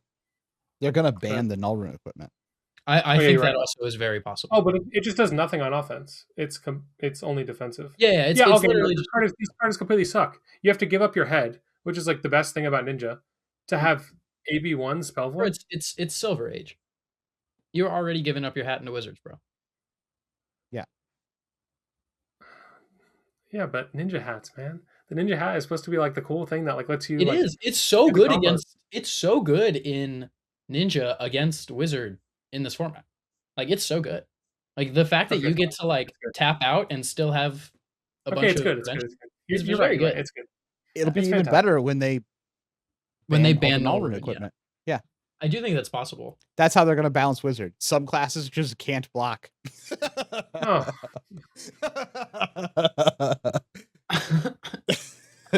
you thought bolted shrinking -1 was bad. Imagine you got making- shrunk you're to making so 0, much man. You sense. can't block at all. Oh. Okay, yeah, the crab hat is interesting. I remember my gripe was it with that is a hat, yeah. But I guess you're right. You just give up your head anyway. No, it's pretty good. Mike at a Blockout Party says, "Can you name all the generic attack actions with unconditional go again?" Meeps is one of them. Yeah. Meeps, Rabble, Give and take. Outed, Give and Take. Yep. Gore belching, right? Or is no, No. that doesn't go again. No. Come on, man. 0 for 7, go again. I'm a fool. I feel like there's gotta be like a big one. Unconditional is tough. Okay, what'd you say? You said Meeps, Rabble, Meep, give and take, Rabble, Outed. Outed. I feel like if there was more, we would have been playing them. No. Is there any 3 cost? Yeah, I feel like there might be like some bigger ones, but I can't think of any. Might just be the 4. I feel like if we're playing Outed in our decks, there isn't another one. Yeah. So then you go to like 2 costs, right? Like, is there any other 2 cost ones? There's so many conditional ones. Yeah. Everything is there any 1 cost one? Like 1 attack one? It's like the give and take kind of stuff, right? So it's probably like smaller, like because it's all have to be like bad rate. Like, Yeah, if it was anywhere playable rate, we cost. would know it. Yeah. And people would have been playing it for gravy. It's like, I feel like that might be it. yeah, out muscle. I think No. Is it? You can't play Zealous or out muscle. Yeah, those are conditional. Does out muscle say this has go? Is it just go again, and then if it's defended, it loses go again, or does it say if this is not defended, it gets go again? I think when you say unconditional, you mean like there's no conditions, as the word would imply. Are there any like random like yellow ones? Like there's like a majestic that we're not thinking of. I didn't play Super Slam Draft, so if there was one in Super Slam Draft, you guys would know, and I wouldn't. I don't think there was generics in Super Slam. There was like 3 or 4 generics. I see. The generics were all non-attacks. Well, I'm pretty sure. I feel Ready like for the answer? I feel like 4. I feel like we normally miss one, but I feel like we wouldn't miss. Yeah, I would hope. I'm actually gonna ship the actual number that we got this time. The answer thing is very long, so it's giving me yeah, pause. I'm really worried. Okay, wait, dude, maybe he's just trying to psyop us. Oh, we're dumb. We're the worst. Oh, we're so bad at this game. Oh, I forgot about belittle. Oh, yeah. Brandish. Or no, that's all the 1 for 3s. Yeah, belittle, brandish, give and take, meeps, outed, rabble, water the seeds. I have no idea what water the seeds is. Water the seeds is the Mistveil card that gives your next 1 power attack +1. The 1 for 1, 2, or 3. Okay, yeah. We definitely missed out. I feel like if we had gotten belittle, brandish, or water the seeds, we would have gotten. We would never have gotten water the seeds. We were never getting there. Not getting belittle was kind of embarrassing. Yeah, not getting belittle is the part that made me go, oh, we suck. I think it's too OP. I banned it from my memory, you know? Well, the other thing is, like, as soon as we get belittle, we would have gotten brandish, I feel like. Because we would. All I could think about was the conditional ones, like the Vigor Rush, the Out Muscle, Zealous. I think the problem was we did the thing where we were like, we surely would be playing it if we had it, and we were right. We would be playing it. We just forgot that you can't play that one. Yeah. Yeah. Or water the In seeds. theory, you could play It's just that all the one costs were so bad in these types Yeah, of decks. Water Right? of Like the in Seas theory, you and could play Brandish Brandish. were definitely misplays. Yeah. It's honest. I know Brandish too. That card's been close to being played in too many decks. Yeah, I should have gotten Brandish. The amount of times I put it in a deck is Yeah. higher than I'd like to admit. Yeah. Uh, Yeah. Because it's on hit repeats. of anything, man. You hit the Yeah. Gravy Ally, you get the effect, dude. It's OP. Yeah. It's broken. Repeat asks, we talk a lot as players about what cards need banned to balance a meta, but what about the opposite? What cards in Copium do you want to see that can shift, improve the meta in a good way? Well, I have a whole podcast for you to listen to that we talked about some ideas of cards that could Yeah. shift the meta in good ways. Yeah, hopefully we get a decent amount of these cards, or at least things in a similar vein, I think would be nice. My hope is basically that we get cards that meaningfully let people interact with the best decks. Because I think, Do you want more generics though, or do you want them to be like siloed? well, feels unlikely that they're going to be generic, but that's what I would prefer. But I don't know. I know what I feel want. Do you But I- like that? You like having like E-Strike, CNC, Sync Below? Like you like having these like staples in every deck? no, I just don't like when the top decks are like basically like fundamentally beating decks. I think right now the biggest offenders are Gravy and Verdance, but I guess Verdance isn't a big deal because she's leaving. Basically just like make the decks that can't hope to beat Gravy be able to, but I think he's also the illusionist that we've had that is the closest to being beatable by like Guardians and stuff, because like he is weak to just people blocking out and fatiguing him if you don't have a good game plan. Yeah. I was going to say, the only thing I really want is like a way to just kill allies, like a slay or something, but it's also I just want like, a way to kill the Gravy Bones himself. Ignore all the men, just kill him, dude. So- Just take the hero card, put it on the ground, man. That's what I want. Give me a card that does that. How do I do that? Put his life to 0 immediately. but I think as soon as you like start printing cards like that, like if you print like slay for allies, probably too strong. Like just an instant kill a thing. Really, Yeah, might I have think such the an instant answer. I think the answer is that I have no hope at all that the meta will change. I also do not think the meta is going to change. Like, I think the only thing that everyone's will change is position- we're going to LL cards. Yeah, and like people's position will move. Like somebody will get a better card than other people get. So like some of the like B tier decks will probably move up a tier or two. But I think ultimately, yeah, we're not getting any new heroes. So yeah, and things aren't broken because they're like a full power level above the other stuff right now. They're just like a little bit better. but we can keep coping. We have a whole weekend to cope. We'll know at the end of this week. We'll have a gooder idea. We'll have a gooder idea at the end of this weekend if the text is coming out, man. Yeah. if if we have any idea if the meta is going to change. Wardo77 asks, FAB is a mentally demanding game. How much can physical fitness help support the mental side of the game? Do you think that being physically fit can add an edge to Gruelich tournament settings? Has the team ever had a fitness challenge? If you do one, can you make it public and start a pool? Man, there's a lot of expectations in this. I love every question is just an assumed yes, and then we move on, you know? That's how you should approach life, man. Yeah. Just assume that the answer is yes, and then ask the next question. To answer seriously, yes, it probably has a pretty good impact. And looking at some of the winners, and I had my super only skinny guys win theory that I promoted out there a long time ago, because at one point in time, the only people who were winning tournaments was like super skinny dudes. But that has changed a little bit since then. But obviously, yes, physical fitness does have an impact on your mental side of being able to play a game. Something that I have worked on. I think it's why I quit vaping. It's like a big deal. Yeah, I was going to say exactly that. You stop yourself from like heart pounding, hyperventilating in these situations. If you have like a better lung capacity, I think you're just like, you're able to take a deep breath and like pause and control your heart rate better if you're more athletic, I would say. Yeah. Also, if you just go throughout the day expending energy, be able to reach the end the day with energy. That's like a huge advantage. Like I could say from personal experience, like there are some people who go to events, and this is not always like just a physical fitness problem. For a lot of people, this is just like a mental thing, but like there are some people who go to tournaments and like they can't play 8 rounds.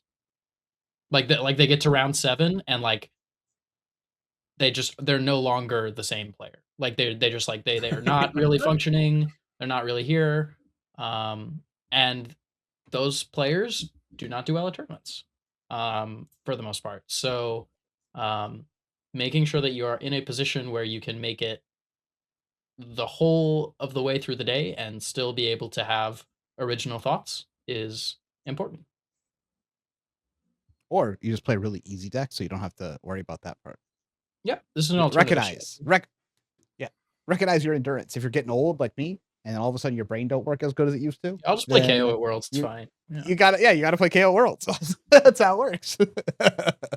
Yeah, and me, the Chadley young fit man, playing Verdance and strategically blocking my 2 cards and throwing my other 2 cards, expending all the mental energy. You definitely should be in good shape, and it's better than being in bad shape. But it's not the end all be all. Like if you just have played in enough tournaments and you have tournament experience, you know what works well for you, then that's good. But I think if you're trying to form a baseline, forming a baseline of already being fit and having good endurance for tasks, just like maybe even just practicing doing tasks for extended periods of time, even if they're not card games, is helpful. I can fix this problem for everyone in FAB. Go play a best of 3 game, and then go play a bunch of long ass tournaments, and then come back to FAB, and you'll be like, "Oh, I'm not tired at all."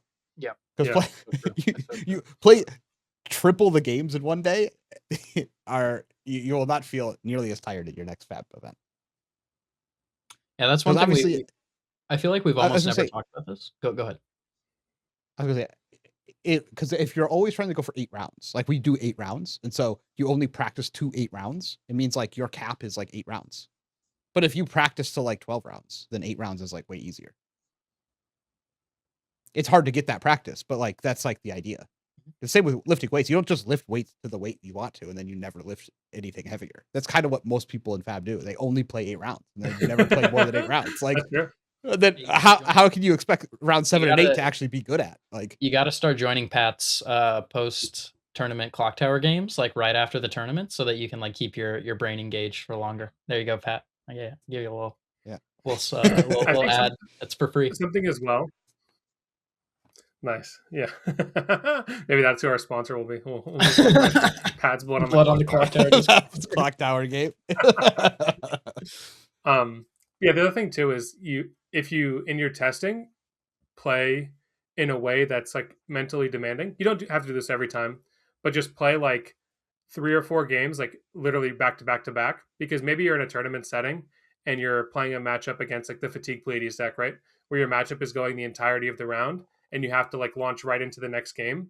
That can be definitely like jarring for some people. They're not used to that, and they start like making mistakes early on in the next game because they're still thinking about the previous game, or they're just like, they spent a lot of mental energy. Maybe that was round 6 that they just played that, and now they have to like launch right into another Fatigue Pleiades game, and they have to like reset all their tracking of both decks and like thinking about what went right, what went wrong, this kind of thing. So yeah, this could be a help in testing of just like play games right back to back, taking no break to train yourself.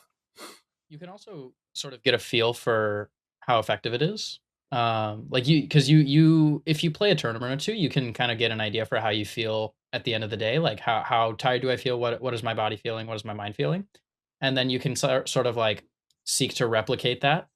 Like I know whenever I like go and test with my friends for like a full day, we'll like go to somebody's house. Normally it's like for example, we'll go to Shane's house and we'll all play. We'll just play like back-to-back games for like 5 or 6 hours. And then at the end of those, I feel very similar to how I feel at the end of like an 8-round tournament. And so that I think is a good example of what you're talking about, where like you can kind of feel the feedback happening in real time. Sorry about my. We've been on here for a long time, man. It's okay. I've had to drink copious amounts of water. It's okay. Yeah. I actually think that's so. it's another thing that I put into my. I would like to do more of this testing moving forward. Is like I think just going to someone's house and doing it in person. Yeah. While less efficient than sitting on Talishar, like you could be like, oh, I could just play all day on Talishar. Like, why do we have to all get together and like get way less games? There's something about playing the games in person with like with the group and then just like doing it over and In the over and over flesh and and the over and over blood. again in the flesh and the blood that really like it makes the practice feel better or more real or that I learn more. I mean, yeah, it's closer to the real thing, and it's also like when you play on Talishar, like imagine practicing for like an NBA game. Like you're an NBA player and you're practicing on like 2K. Like there are things that it's not a perfect analogy, obviously. Because most of the game is played in our mind. But like when you get there, even if like you shoot well and your form's right and everything, like there's just a difference between like a jump shot and clicking the buttons on the controller. Like there's just a difference between like clicking the Talishar button to pass and then the 4 cards appear in your hand and then you start thinking versus like you draw 4 cards, you look at them and then you have to physically play them out. Like there are cognitive differences that arise from the difference between playing in person and online. I'm really struggling to get this out, but I hope you guys know what I'm trying to say. I think it's more of they feel different if your decision making is impaired by how you feel, which is very often for a lot of people. That's what I'm trying to say. Yeah. If you're playing on Talishar, it might not feel the same. It might not have as much a play might not cause as much anxiety. A block might not cause as much anxiety. That's a perfect It might not feel the same when you look at it. You might see more on Talishar than you see in person. These are not like 1-for-1 examples, but like if you're playing in person and then you're sitting across practicing a matchup and you're like, "Ooh, this spot feels bad." Like I feel nervous about like what is going to happen because it's in front of you. It's tangible. These feelings feel more real. You have to take down the life yourself. Yeah, you can get through that feeling, then you know that when you're in the tournament and you're playing the matchup and you're going through your macro plan or whatever that matchup is, you get to that spot again, you're like, oh, this feels bad. But you're like, I know this is right because like I've done this, I've felt this before. When sometimes if you're translating it from a area that has no emotional feeling into an area that now has emotional feeling, you're like, why doesn't this feel like my practice? Like this is not the same as when I was practicing before. I don't understand. And that can be, if you're having that type of disconnect, that this can be a reason why. That's why I think it's important to practice in person and take the games somewhat seriously because you're trying to replicate how it would feel to make the same decisions in a game. Very well. Cool. Fox Main says or asks, if there was a generic hero whose hero ability read, you may equip equipment of any class in Classic Constructed, what would be the most broken equipment suite to complement only using generic cards in the deck? I think this hero would suck. Yeah, first of all, this hero would be terrible, but we can still build it out. I'm thinking like Stallion Stallion Face Purgatory. Faceberg? Oh, Faceberg probably, yeah. I mean, it's probably like the Runeblade suite of equipment for the most part. Like it's probably scabs. It depends a little bit on your weapon. Yeah, if you're just playing like Talishar the Lost Prince, then yeah. No, you can play. I'm assuming it says generic cards in deck, so I'm gonna take this to any equipment you want. Yeah. I assume you could play like a Guardian Shield and Hammer combo.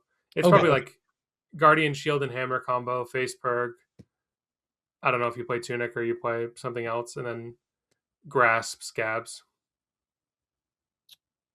I can't really. Maybe not even Grasp. I feel like, yeah, I think Faceberg is like pretty cleanly best in slot for Hat. It's like Faceberg or Flashbag if your deck is like not built in a way that can use Faceberg. Yeah, for arms, I can't really think of anything other than Grasp that would be. I mean, it depends though, because the problem is it's like with this much options, like this many options, like are you actually like clicking Grasp very often? Probably not. Yeah, maybe the brute arms, like when you block with a 6, if you're just playing like generic 3 for 7s in your deck, could also be decent. Yeah, Bonebreaker. I'm I assuming don't you know. don't get I to mean, play most Stalagmite. if you think about, yeah, obviously, yeah, Stalagmite would be pretty broken. If you think about most of the equipment, especially like the recent ones that are like very powerful, they're all like engine pieces, right? You have like dead Yeah. threads, gold baited hook. I just don't get how you ever win the game playing generics. Oh, you wouldn't. Yeah, this year would be completely unplayable. But Like your only plan is just 4 blocks, 3 for 7s, E strike, CNC snatch. Like I don't understand how you actually win. You don't. you don't. I mean, you just play Guardian. That's what they do when the Guardians are bad. They just like put all the 4 blocks in and they just put their card sideways and their opponents fall It's just over and die. Guardian, but Yeah, you It's don't like have Guardian, but crush. worse. You just have maybe vanilla. it's better. I don't know. Like Faceberg might be better than the whole Guardian card pool. I'm not convinced. Possible. Well, this was fun. Thinking about the game before while we still have some level of hope that it's going to be new and different. But who knows? Maybe it will be new and different, and we'll be back next week, super positive and super happy and super cheerful, because that is typically how our podcasts go. So, have a good weekend. Hopefully, we have some banger spoilers. See you guys. Peace.